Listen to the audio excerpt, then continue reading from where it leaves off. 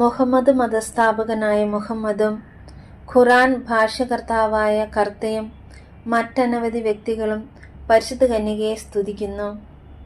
ഇന്ന് വിശ്വവ്യാപകമായ നിത്യസഹായ മാതാവിനോടുള്ള ഭക്തി പ്രസിദ്ധമാണല്ലോ.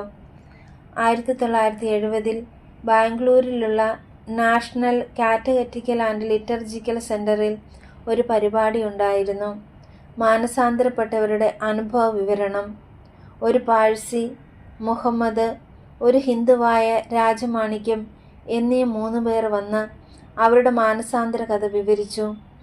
3 പേരുടെയും മാനസാന്തരത്തിന് പരിശുദ്ധ കന്യകയോടുള്ള ഭക്തിയാണ് കാരണമായത് എന്നവർ പ്രസ്താവിക്കുകയുണ്ടായി.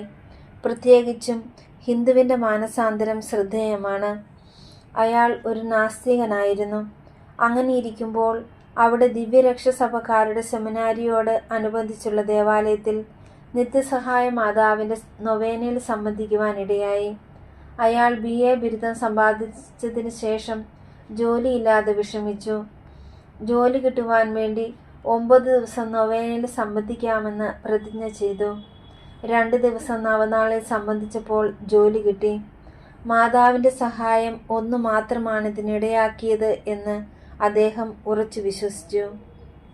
പിന്നീട് കത്തോലിക്ക വിശ്വാസം സംബന്ധിച്ച് അദ്ദേഹം ധാരാളം അറിവ് നേടി.